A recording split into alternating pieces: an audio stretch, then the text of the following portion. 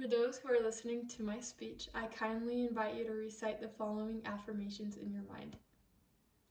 I am enough, and I accept myself for who I am at this very moment. These affirmations set the tone for what we will be discussing tonight, which is about self-love and eating disorder awareness. While you may have not personally struggled with an eating disorder, the message of self-love and eating disorder awareness applies to everybody. Did you know that 9% of the population will be affected with an eating disorder at some point in their life? This is a common issue and something that I've decided to dedicate my speech to today. When I was around the age of 10 years old, I became very fixated on my physical appearance. I restricted food, I increased the amount of exercise I was doing on the daily, and I became very worried about my appearance. This led to me developing an eating disorder called anorexia nervosa. Anorexia nervosa is characterized by an intense fear of gaining weight and an extremely low body weight and an insane restriction of food. As I have pondered about my battle with anorexia, I have concluded that I was never given a fair shot. We live in a world where we are constantly told that we are not enough. The world places so much emphasis on physical appearance, where we are left to wonder what we can do to change and to be better. We are constantly bombarded with messages that tell us that our happiness hinges solely based on what we look like and us trying to conform to a certain body type. What we often overlook is the fact that every body is worthy and unique and in need of celebration. Today, I want to give you 3 tips on how you can combat this issue. The first tip is to be aware about how common eating disorders are. In this graph, we see that eating disorders has been on the increase. From the year 2000 to the year 2018, eating disorders have increased by 4.3%. This statistic shows us that eating disorders are on the rise, and it is something that we need to be aware of. When we are aware of something, we are able to reduce the stigma that comes along with it. We are able to offer support to people that are struggling, and those people that are struggling will be able to seek treatment and recovery sooner before it gets even more severe.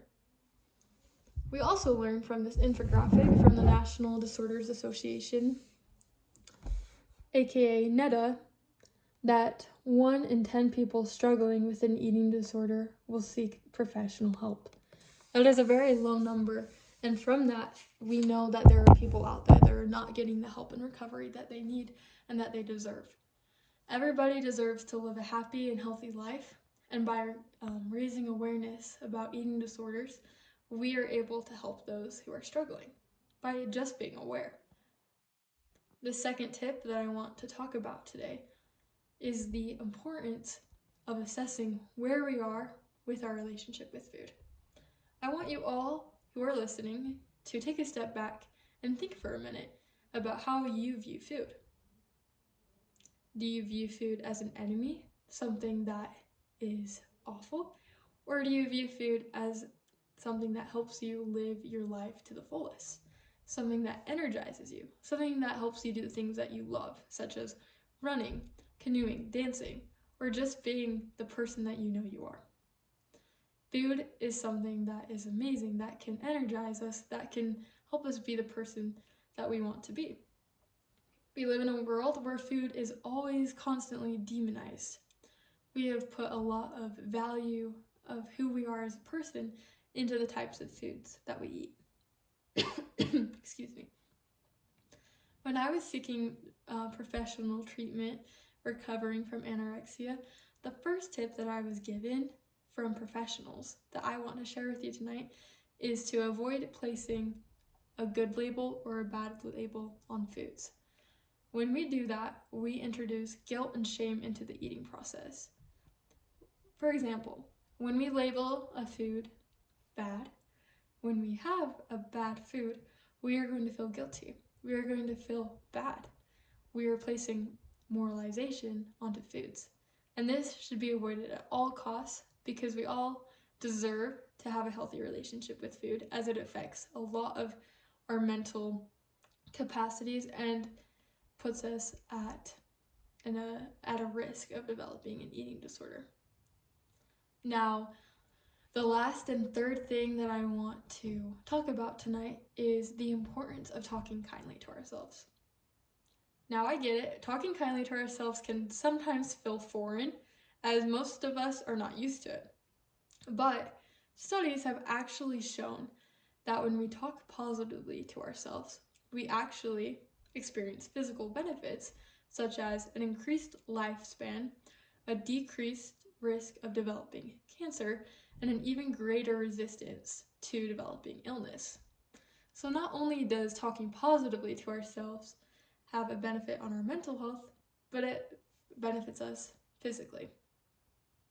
Now I want to invite all of you after this speech to give yourself a compliment and to keep that going every day, to examine your words that you tell yourself on the daily, to examine how you talk to yourself. And I promise that as you day by day change that to be a more positive thing, you will see the benefits. Now, in conclusion, I want us all to reflect back on what has been taught tonight. First, it's important to be aware.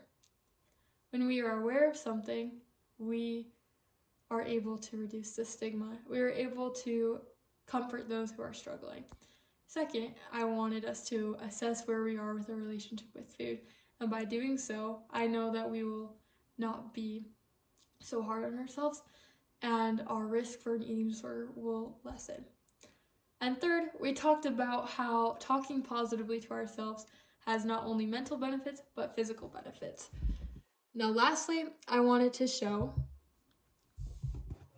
Maslow's hierarchy of needs. Now, most of you may be familiar with this diagram, and it shows us that at the very top is self-esteem, making it very important for us to place an emphasis on improving our self-esteem and placing an emphasis on improving the way that we view ourselves.